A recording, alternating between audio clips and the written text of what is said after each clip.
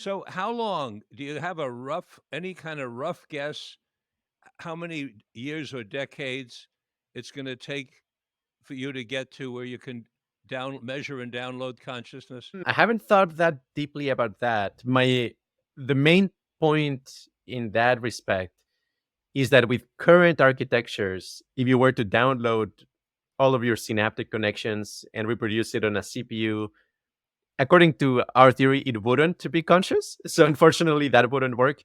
But with conscious architectures, it would be possible. I do think consciousness downloading or mind uploading is possible. I would estimate probably 30 years. You say you want a revolution. Well, Welcome to Mind, Body, Health, and Politics. I'm your host, Dr. Richard Lewis Miller. The mission of Mind, Body, Health, and Politics is to enhance your physical and emotional well-being and encourage community. Welcome to Mind, Body, Health, and Politics, Andres. Oh, thank you so much. Very happy to be here. Andres, I told you before we started off air that I was going to start with a question. So now I'm going to ask the question that you already know I'm going to ask. If anything could happen in this interview that would make your heart sing, what is the best thing that could happen in this interview if you have a magic wand? Oh, amazing.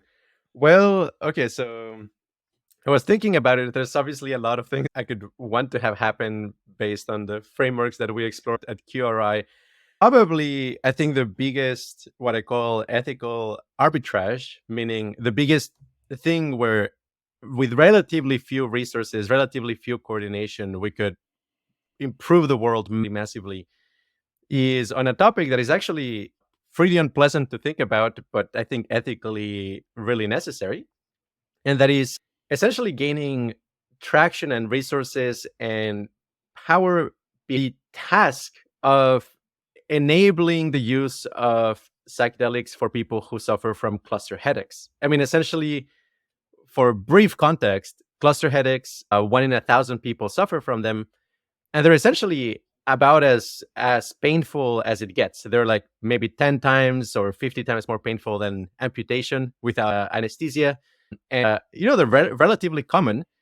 And the crazy thing is that LSD, DMT, psilocybin mushrooms actually abort those headaches and prevent them for weeks at a time in a way that it seems to be much more effective and reliable than the best available medicines and interventions. So I think, this is the sort of thing that if one billionaire were to say, I want cluster headaches to be eradicated in the next 5 to 10 years, it's completely doable. It's completely doable. It's within the realm of possibility. What we lack is essentially, the will and the power behind it to make that happen. So if I could wave my magic wand, I think that probably would be my one wish if I only have one. Okay, Andres, I happen to have the privilege to know some billionaires.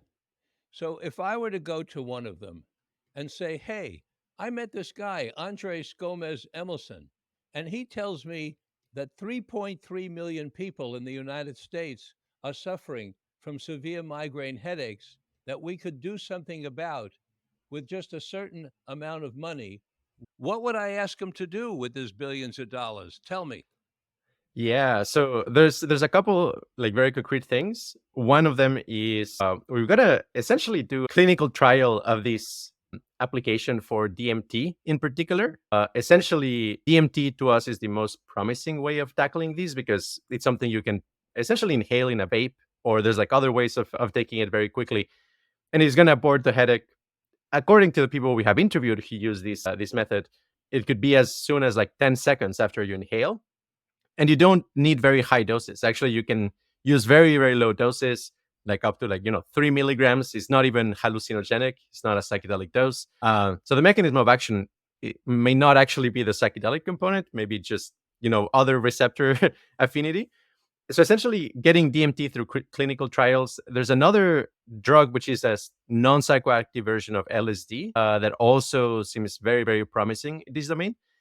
And then my best guess for how to introduce this to the world at large, maybe in parallel to the clinical trials, essentially would be to get in, a Nordic country, potentially Finland or Sweden, who are, much more easy to convince and coordinate around these, to essentially make a clause for essentially not criminalizing psychedelics for people who suffer from this condition, just kind of as an entryway. And I think when that happens in one of those countries, I do expect a domino effect, given just the vast amount of testimonials and essentially life-changing experiences that people will have based on this.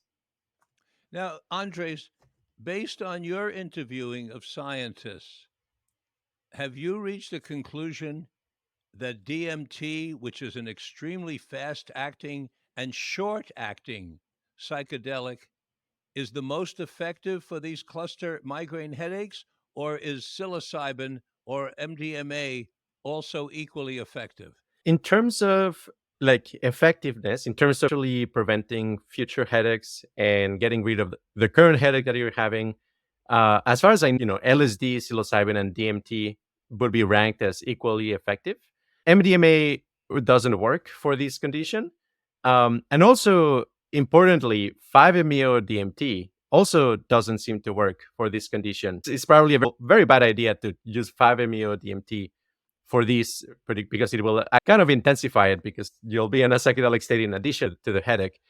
But the reason why I think DMT is the best is because it can take effect within seconds. So essentially, because this condition is so dramatic, if you need to take mushrooms, it will take at least half an hour for it to start working.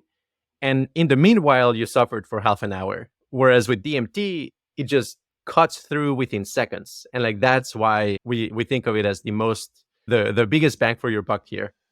So, what you're saying is you want to address the cluster migraine headaches physiologically, but not psychologically. So there's no psychotherapy needed. It's a matter of taking the medicine as a medicine and letting it do its thing physiologically to alleviate the pain and suffering from the cluster migraines, correct? Yeah, that is correct. Now, from a tactical point of view, I think you're barking up a difficult tree. Mhm. And I wouldn't dissuade you. It just means it's going to take you longer. And here's why I'm saying that. It's taken Rick Doblin 37 years to get close to the FDA approval of MDMA. While he's doing that, psilocybin is getting decriminalized right across the United States. Been decriminalized, as you well know, in Oakland, in San Francisco, in Denver, Colorado, the state of Oregon. And I hear now from Carlos Plazola, who was so instrumental in the Oakland decriminalization, that 12 other cities across the United States have already decriminalized psilocybin. Then they are something that comes out of a laboratory, such as DMT, MDMA, and LSD. And particularly LSD, of course, because it has all the baggage from the 60s and all that stuff that goes with it, which is ridiculous, but it's a function of the government's disinformation process that has sunk into the culture. So, are you prepared for a very lengthy siege? I hope so. I'm determined. Well, good, because, Rick was in his early 30s when he started with MDMA. Mhm. Now he's in his mid 60s, 37 years later, and you may be looking to that with DMT. I wouldn't be too surprised. If that happens, it would still be a huge success. It would still be a huge success.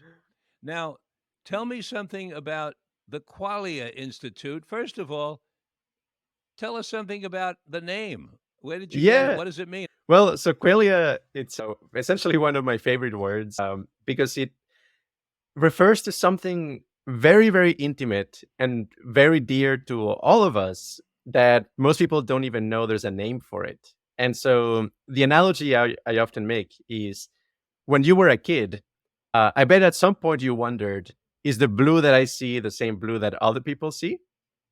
Right? Like maybe the frequencies of light are the same, but is the sensation of blue the same? Like maybe you see, when I see something blue, maybe you see something that you would perceive as red, right? And how would we know? Like, is there any way to communicate kind of like that information of like the actual feeling of the color. So in philosophy, essentially that feeling of that color would be qualia. So we could talk about like the qualia of blue, the qualia of red, but also things such as like the qualia of sound and smell and even thought, like the qualia of thought, like what does it feel like to think? So, in academia, in philosophy of mind, in psychology, there's obviously a lot of research on things such as, like memory, cognition, like planning, judgment, things of that sort, learning. But very few people are actually really trying to understand the nature of consciousness itself. There's like thousands and thousands of grant and papers, every year on like new mechanisms for learning. Very, very little research on, hey, can we figure out like what is it that is making the feeling of blue arise? And the reason we care so much about it is that what we think is the most important thing in the universe is actually qualia. So essentially, this is the pleasure pain axis, or what we call valence, which is how good or bad an experience feels. And essentially, we think that it's possible to model mathematically what makes an experience feel good or bad. So you could say at the Institute, we're very broadly interested in everything having to do with consciousness, mapping out the state space of consciousness, understanding every experience and what it does. But then within it, we're especially interested in what makes experiences feel good or bad. How does qualia differ from synesthesia? So synesthesia is where there's various kinds of synesthesia. Typically, it is something like whenever you hear a sound, there's a hue of a particular color that presents itself, a particular note or something like that. So that would be like sound, color, synesthesia. But there's many varieties, right? Like, touch, smell, and etc. Many pairings. So essentially, synesthesia is really, really a really good example, actually, of how the mapping between sensory stimuli and our experiences is essentially somewhat arbitrary. It's not a law of nature that light and visual input has to be experienced with visual qualia. Because in an extreme example, you could have somebody who's congenitally blind in the sense maybe they don't have a visual cortex, but they still have functioning eyes. And maybe the way they perceive the light around them is via sound.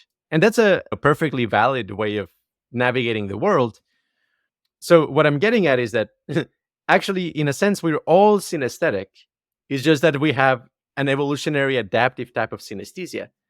And within kind of the context of qualia and qualia research, synesthesia would be an alternative mapping between sensory input and the qualia responses from those sensory inputs. Interesting that you mentioned blue, that you use blue as an example, because I did my doctoral research on the effects of chromatic and achromatic stimuli on pupil responsivity. So I took thousands and thousands of photographs of people's pupils as I presented them with various colors.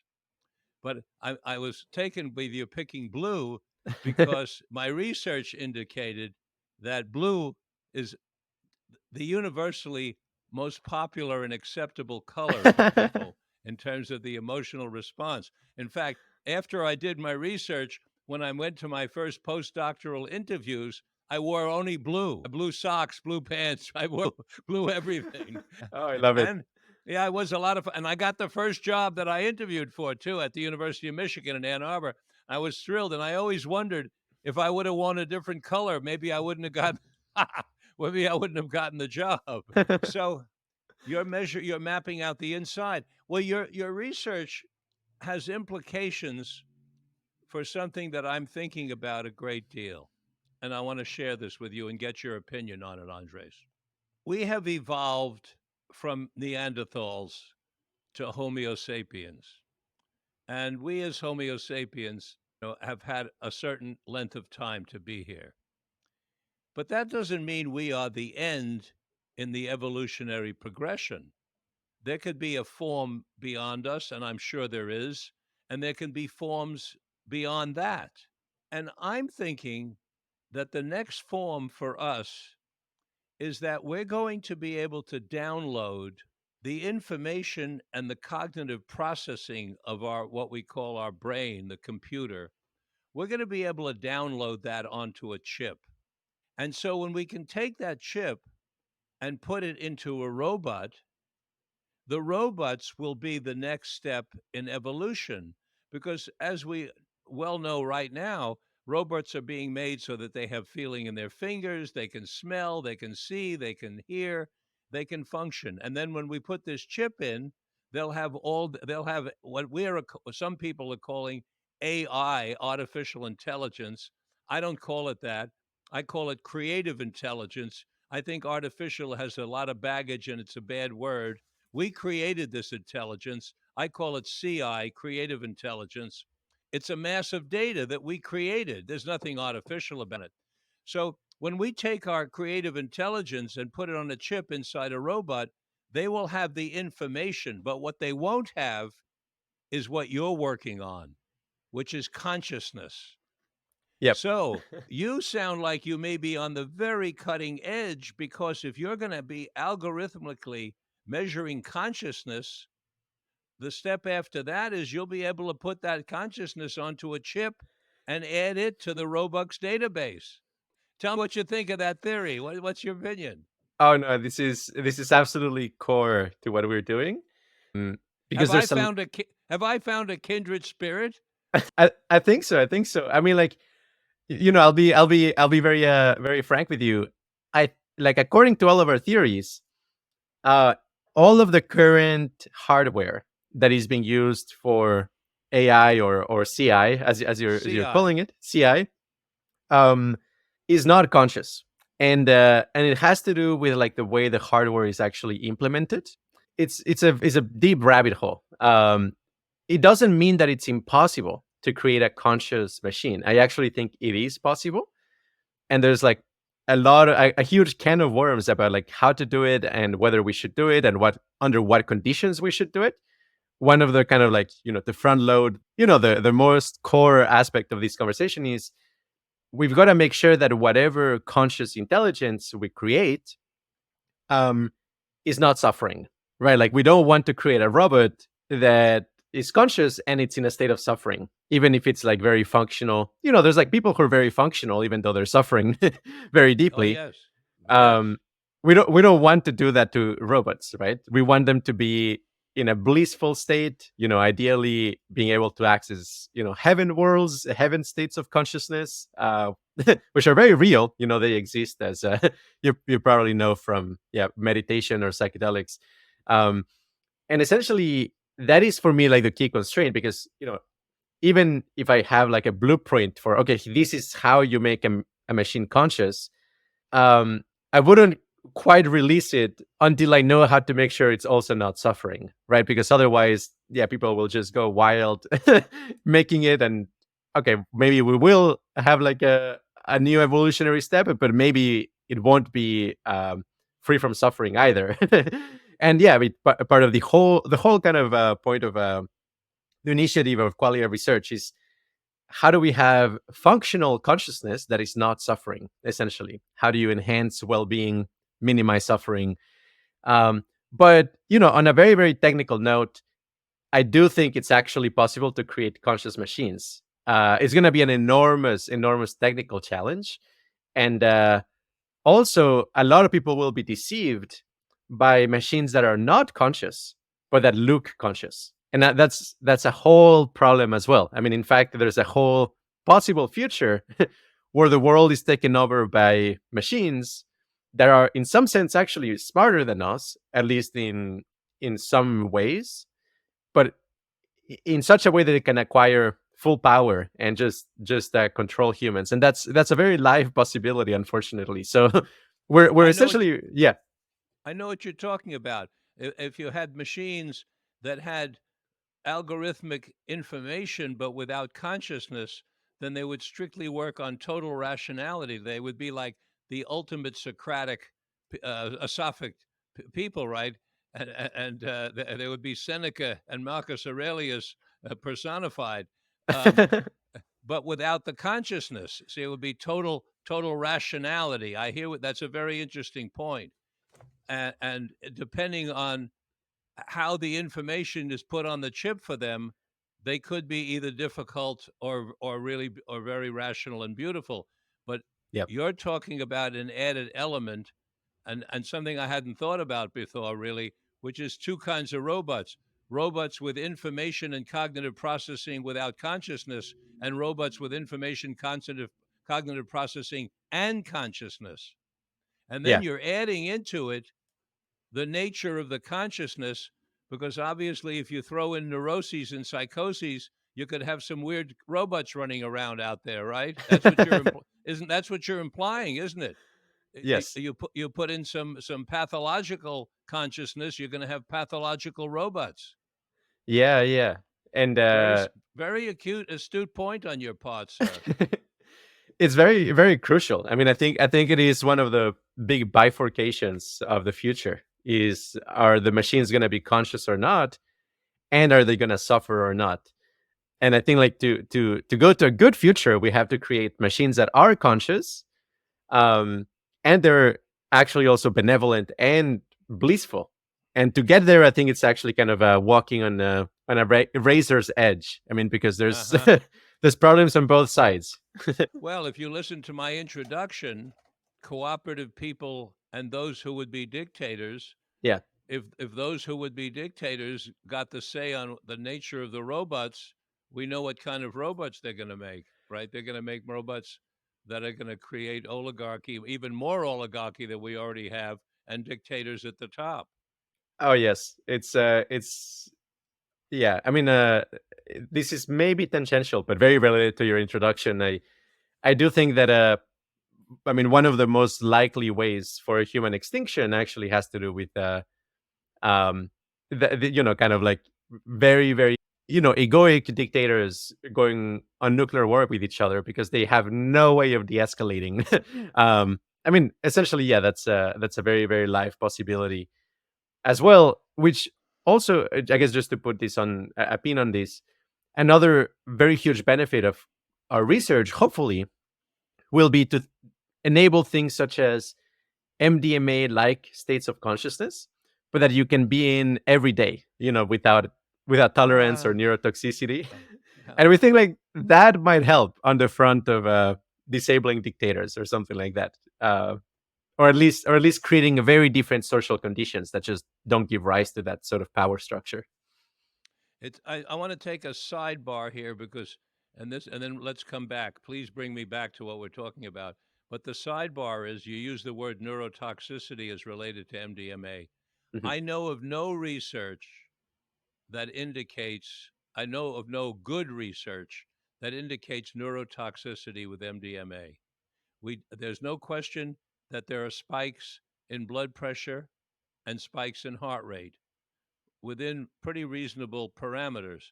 But I don't know of any research regarding neurotoxicity. However, you are correct in that neurotoxicity has been associated with MDMA. And that's because of that terrible study by Riccardi about 20, 30 years ago, in which he showed those slides to the world of brain damage and neurotoxicity from MDMA until it was discovered that in his study, as you well know, I see you're shaking your head, he didn't use the MDMA. He used Yep. he used methamphetamine, which is known to create neurotoxicity. Yep. But by the time he withdrew in a little tiny paragraph until his results were withdrawn, the word of neurotoxicity with MDMA went around the world and got embedded in the consciousness. And that was a piece of disinformation that was a gift or a curse that kept on cursing. And that's why, I'm mentioning it even again today. But now back to consciousness. You use the word extinction. I think by doing your work and the work of downloading the information and the cognitive processing, as well as your work with consciousness, that is how we've attained immortality instead of Mhm. extinction. Because even if we transition beyond these, what I call the transporter, what it's referred to as a body, it's this thing that we all travel around in. even if we move beyond this material body to a robotic body or some other kind of body, that in time, before we move beyond the body, we've been able to amass and download the information and the consciousness. Have we not achieved immortality? Yes, if the system is very robust, for sure. And I think it's possible. It's because you can make like very redundant copies, right? Like have lots and lots of resources on making extra copies and safeguarding, and asteroid deflection programs could be actually also carried out by creative intelligence. That's not a Yes. problem. Yes. So how long do you have any kind of rough guess how many years or decades it's going to take for you to get to where you can measure and download consciousness? I haven't thought that deeply about that. The main point in that respect is that with current architectures, if you were to download all of your synaptic connections and reproduce it on a CPU, according to our theory, it wouldn't be conscious. So unfortunately, that wouldn't work. But with conscious architectures, Yes. it would be possible. I do think like consciousness downloading or mind uploading is possible. I would estimate probably 30 years. That was the number that came into my mind, about 30 or 40 years. Yeah. How old are you? 32. Oh, fantastic. God, you'll be there before you get on Medicare. Andres, I am so excited. I've done a lot of interviews for 20 years, but I've got to tell you, this is one of the most exciting interviews I've ever done. I'm just thrilled to be hearing about the research that you're doing. Thank you. Do you have other people that you know who are doing similar research on the planet, like that you connect with and talk to, or it is a mixed bag, because there are people who are doing tangential things. There's people interested in kind of electromagnetic theories of consciousness, like we are.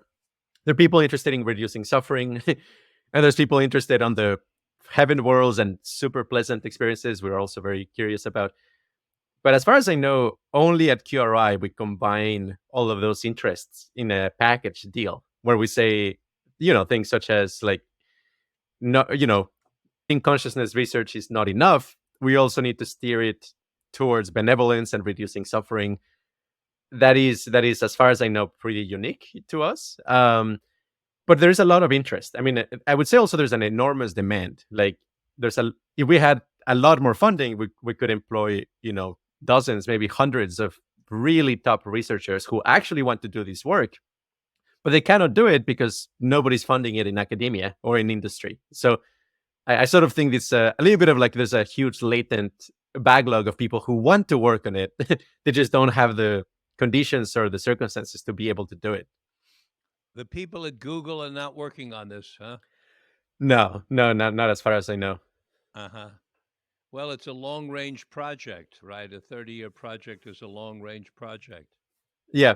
It's interesting because when I say the long-range project, I immediately think of the Chinese because they're known for thinking long range, Yeah. for having very different than our mentality here, where we've got to make a profit by next week, or else we don't want to do business. Right, the short-term gratification. Yeah, it's a wonder. I was trying to read resources on, like making sense of what the Chinese are thinking with respect to consciousness, and it's very hard to figure out. They do have a disadvantage, which is that they didn't go through, the counterculture of the 60s, right? Like so much of the sense making capacity that we have in the West about consciousness is because we actually have all this cultural reference, like Timothy Leary, Richard Alpert, Alan Watts, John Lilly. I think they're actually load bearing. Like, even though, most scientists don't think of them as like serious philosophers or whatever, at a cultural level, the fact that they exist, that there's books they wrote and so on, actually cements kind of like, puts a flag, says like, hey, there's something very valuable here. And I don't think people in China have that, right? there's like a very, very, very tiny, tiny, very hidden micro counterculture that may take LSD and psilocybin, but they're not public about it. There's no sense making about it. Yeah, and draconian laws if they get caught. Yeah. Do you also teach philosophy, Andres? Well, okay. So for context, yeah, the three disciplines we do at QRI is philosophy, especially philosophy of mind. Then we do neuroscience and neurotechnology. Those are kind of like our three layers of the things we're interested in. And actually, a lot of what we publish, like our first peer-reviewed paper, just as an example, is a straight up philosophy of mind paper, which yeah, is all about like it's very very technical. It's like getting into like the various theories of consciousness and presenting ours and explaining what problems we see in others. So yeah, philosophy is absolutely essential. Where did you publish that paper? The journal is called Open Philosophy. Thank you. I want our listeners to know about it, and I'd like to read it myself. Yeah, the paper is called The Slicing Problem. Okay, so there are three things that you're doing, and you mentioned that one is this paper, An Open Mind, and I'll be looking for it, or maybe you'll be kind enough to send me a link and make it easy for me to find it. Neuro research you're doing Yeah, now, neuroscience. Yeah. neuroscience. Now, are you connecting in some way? Is what Elon is doing with Neuralink connected to what you're doing? I would say to some extent, yeah. Although even more on the philosophy front, a note I could put here is that with the research that people are doing at Neuralink, the Elon Musk initiative for brain-computer interfaces, I think he could actually test some of the theories of consciousness. For example, like some electromagnetic theories of consciousness. That device could be used to test it. But we're not we're not collaborating with them. We are collaborating with other neuroscience labs, especially when it comes to the psychedelic research, which is a very big area that we focus on.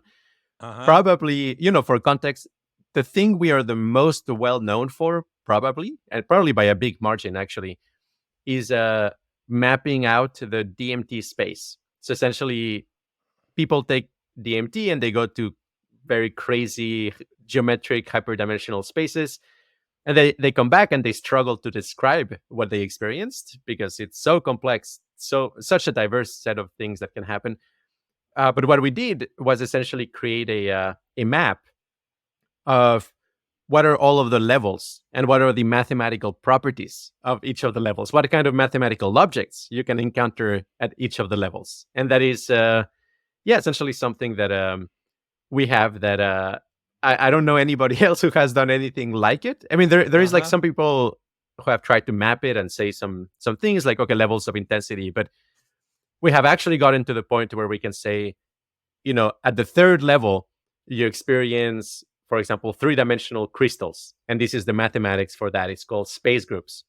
At the fourth level, you experience hyperbolic geometry of three dimensions, and the math corresponds to what's called hyperbolic honeycombs. So, and to do this, I've just been in contact with really bright mathematicians and physicists who are collaborating with us that explore these spaces, and we created a little community where we kind of have a think tank approach to make sense of these states of consciousness. So, Yes. so anyway, so all of that has been happening for the last 7 years or something like that. And now we're at a point where we can actually make predictions based on all of these models, and that's what we are collaborating with various universities. I think I probably shouldn't mention the universities because I don't think our collaboration is yet quite public, but yeah, some pretty prestigious universities are going to be essentially using our experiments to test some of these predictions. And that's kind of like, yeah, the most interesting collaboration there. And yeah, then the third thing that we do is neurotechnology, which is like using things such as like it sounds completely different, but essentially um, body vibration in order to create therapeutic psychedelic like experiences without substances. That's another thing that we also investigate. I want to be a subject in that study. Fantastic, fantastic. Just sign me up anytime. Now, are you measuring external vibrations, sort of similar to the galvanic skin response of measuring, waves across the external of the dermis, or where are what part are you where are you measuring the vibration? Well. So the on the neurotechnology front is not that we're measuring the vibrations; we are Oh, applying vibrations. I see. Um, and but we apply vibrations that we have figured out are actually very similar to the kind of phenomenology or the reported vibrations from various states of consciousness. Um, So these I, are low intensity vibrations, yeah, I mean, it's are kind of they? y- when you are like at a very loud concert and you're standing right next to a speaker and you get like also the body Yes, vibration, of and course. it's more immersive. It's a deeper, richer experience than just the audio. Have you experienced it yourself, Andres? Oh yeah. I've spent hours and hours using our device Is it pretty and phenomenal? Are you getting phenomenal results on yourself? yeah. I mean, it's quite interesting. Like some people, I mean, it's quite similar to kind of like a standard dose of ketamine in terms of like how strange and fascinating it is. Um, isn't I mean, a high dose of ketamine is much more strange. I'm not gonna say that we can replicate that, but like like like 60 milligrams of ketamine or something like that. Yes. Um, the device produces like interesting effects of that quality. And that's phenomenal. Now, what about producing the kind of egoic material that we work on in psychedelics to improve ourselves as people, watching our own process, listening to our own communications, looking at our Hmm. fears? Does it facilitate that as well? It does. So one frame that we have used, this particular term came from my co-founder, Mike. Uh, he described it as like our device as an emotional co-processor. So think about it this way: if you have like a lot of traumas, if you have a lot of stored patterns of stress yet that you cannot bring to the surface, there part of the reason you cannot bring it to the surface is because there's a lot of viscosity and stuckness in the energy body, to use kind of the meditation lingo. um, what psychedelics do and what our device also does is it raises the energy, what we call the energy parameter, to such a level where it actually melts and it becomes less stuck. So it doesn't mean it automatically gets rid of the stress, but it means the stress can come to the surface and you can massage it and work it out. And if there's one very big insight from meditation that I could share, and many other people have discovered this, is that every kind of craving, every kind of psychological trauma or stress always has a corresponding knot or stress point in the energy body, right? Like every kind of trauma that you have, how you heal it ultimately involves bringing the stress to the surface and massaging it away. Even if you're doing it with a psychotherapeutic approach of with thought or emotions of some practice, if you pay attention, if the trauma is getting resolved, is because it's actually getting massaged away. And what our device does is it makes that so much easier. Essentially, takes you to that level of energy where you feel melted and kind of liquid and and less viscous, and then you can actually massage it away, and it's quite wonderful in that way. How soon can I get into that machine? Oh my goodness! So in the ideal world, we will essentially do a what's called an incubator setup for the QRI, where essentially we do that. Said, if you travel to the Bay Area, I'd be very happy to just have you at my place and try it out. But otherwise, in a Andres, couple years, I, yeah, no, I'm ready to make a special trip in order to do it because I'm a, I'm a therapist by, that's my primary. And you're talking about a machine that every therapist in the world is going to want to have in their office. In fact, yeah. if I'm hearing accurately, you're going to make enough money on this machine to fund the other research that you want to do with consciousness.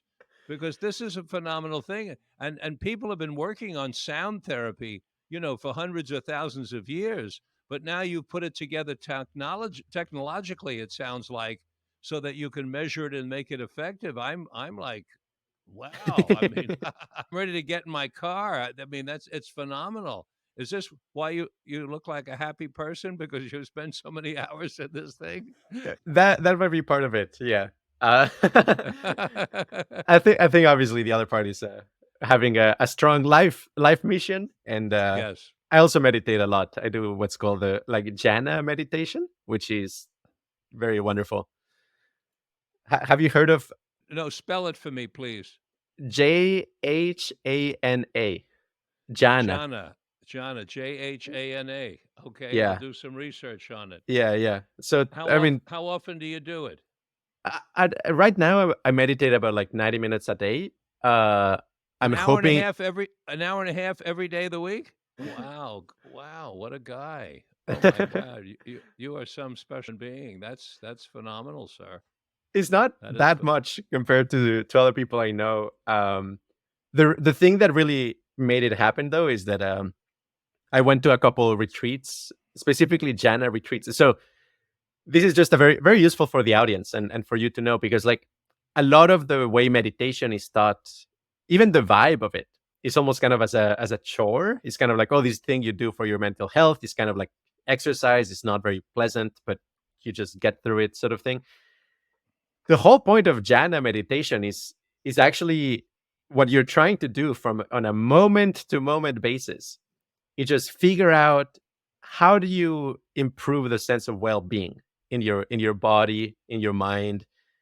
Essentially, like what kind of micro adjustments of attitude or attention or kind of like the energy, the strength of the energy, what phrases can you say internally, like loving kindness phrases. What do you need to do right now to feel a little bit better? And you just follow that algorithm over and over, and at some points actually very powerful body pleasure starts to arise. And then if that gets strong enough, then you get to what's called the jhanas, where actually you're all vibrating in very pleasant sensations. It's almost kind of being in a jacuzzi, or some people compare it to an orgasm. Um, and that is very healing. I mean, that's one of the things that we emphasize a lot at QRI, which is like pleasure grasping without craving is actually very, very healing. Like it's very good to cultivate a sense of body well-being, body pleasure. You just need to undo that programming that a lot of people have of like, well, if what is it like, no pain no gain. Like that's not our philosophy at all. It's not mine either. I think that's a bunch of bullshit, Yeah. that whole thing. I think it comes out of religion and Calvinism. You got to work, and etc. What do you call the machine that applies the vibrations? Yeah. The current name, we call it LSV, which is light, sound, and vibration. A little nod, obviously, to LSD. The first name, which probably is not very viable, it's just a wacky, fun name. We call it the annealotron because it's kind of like an automatic way of doing annealing, and like the whole frame that we use is called neural annealing. This whole theory of on heightened states of energy, you can essentially melt and undo a lot of your internal stress. Well, if you go near that machine every day and do your jhana for 90 minutes every day, we ought to be studying you in terms of your immune system or other subjects, and in terms of your what kind of colds you get over time, what kind of problems or non-problems you have over time, and what your longevity is. And Hmm. the other people in your association, anybody else who's doing this, I think I hope well, you're a scientist, you want to be taking notes on yourself as a self-experimenter, because the combination of these two things, I get what you're saying about the jhana meditation. Basically, what you're saying is you're applying your whole self to your whole self for 90 minutes in order to make your whole self as balanced as possible and with as few knots and blocks as possible. and you're Yeah. using your inner television set to go into the different areas of your body to search out those areas that have those blockages, and then you're working on massaging them mentally in order to unblock them, right? I think I got it. And then you have the machine then coming in and doing the exact same thing. So it's like you've got a technological backup to your own work that you're doing. It's fantastic. I mean, it's really quite impressive, Andres. Thank you, thank you. I mean, obviously Because it's a team effort, but yes. and how many others are doing this self experiment? I mean, look, I just did. Mhm. I'm going to give you a little background here. Yeah, yeah. I just finished released a book called Psychedelic Wisdom. It's Okay. about people, and it's stories from people in their 60s, 70s, 80s, and 190 who were doing sub rosa psychedelic self experimentation for 30, 40, and 50 years. Wow. Okay. I'm relating what you're doing now in your 30s to what they started doing in their 30s, but you're doing it with the jhana and with the LSV machine. And I'm saying 30 years from now, we want to know. Well, at least I won't be around. Well, maybe, who knows? I could be 115, but but your data will be extremely important data. And if there are a bunch of you, people, your friends, and others who are doing this, important information to share with the public, just like hearing from these elders is important information about their self experimentation with psychedelics. You know, you see what I'm saying, I'm sure. Yeah, absolutely. Right. Yeah. Very good lens. Very good lens. I actually will keep it in mind and think about it. Yeah. Good. Good. So, how are we doing in terms of the original question? What do we want to have happen in this interview? Are we succeeding? Hopefully, hopefully. Yeah. I mean, yeah, it's it's obviously it's taken a while to unpack a little bit what we do at QRI because it's many facets to it. I think you've done a terrific job about talking about the three areas, and we could go into it again at a later date. I'd like to do another interview with you. I find this to be a very exciting and important, as well as Mhm. exciting, very important work. So, right now, we're at about an hour. I'm going to take a little break here and do a little talking about mind, body, health, and politics. And what I want you to do, please, while I'm talking, is think about when I come back what else we want you to be able to talk about and say before we finish the interview. Fantastic. And okay, terrific. So, gentle listeners and readers, please go to our website, Mind, Body, Health, and Politics.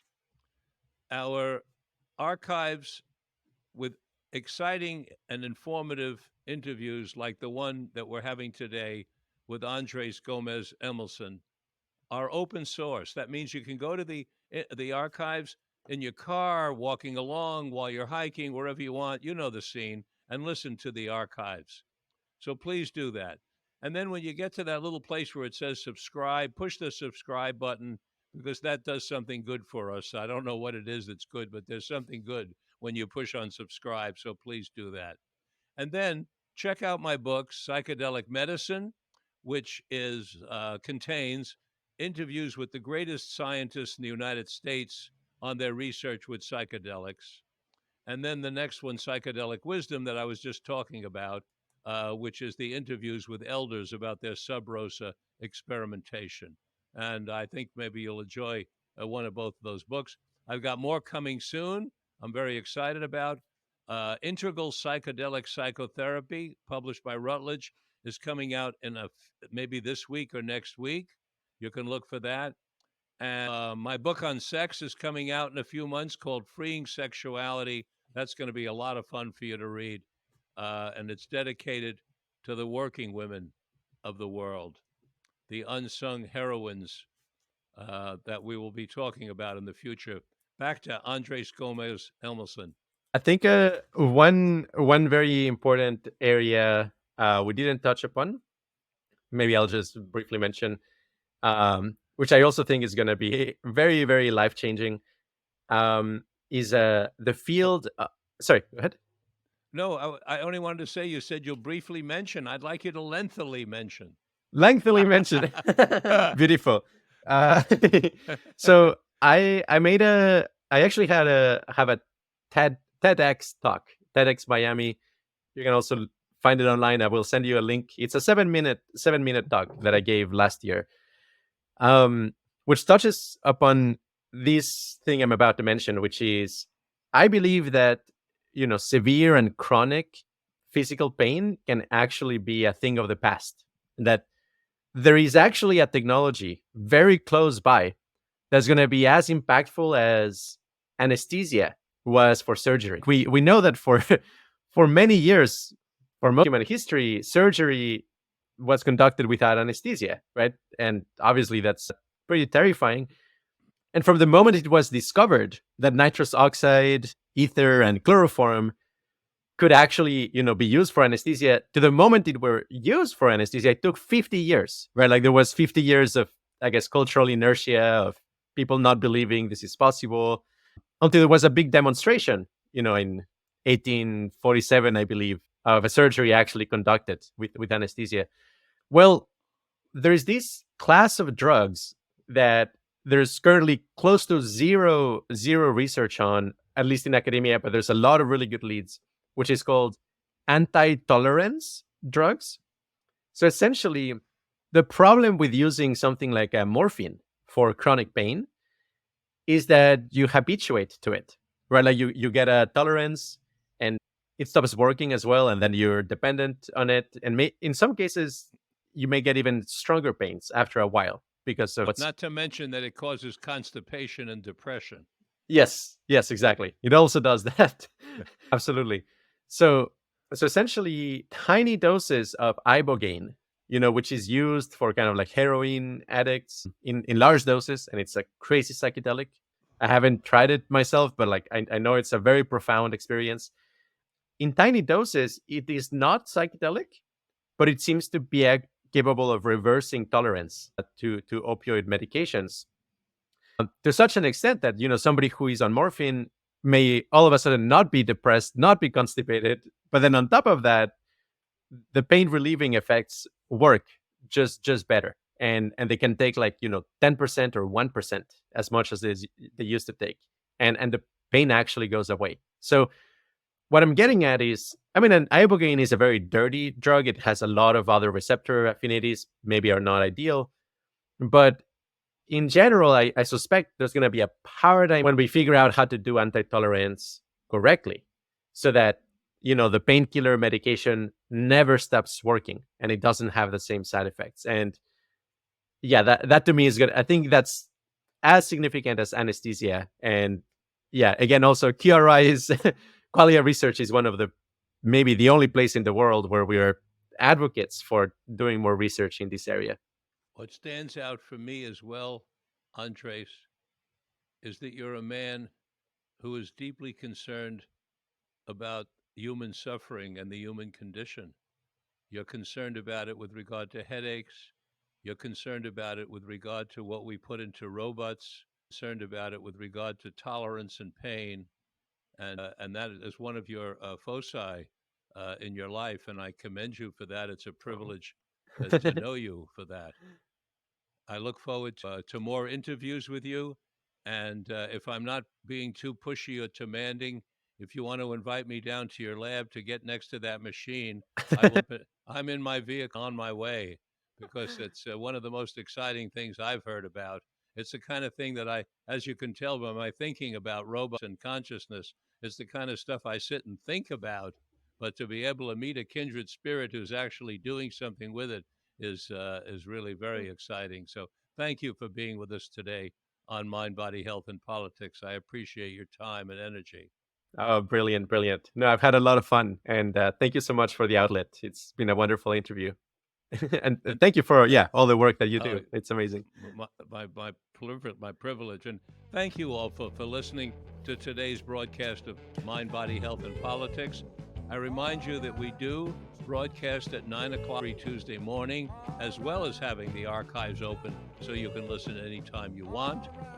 And until next time, This is Dr. Richard Miller reminding you that good health is indeed worth fighting for, and it's essential. And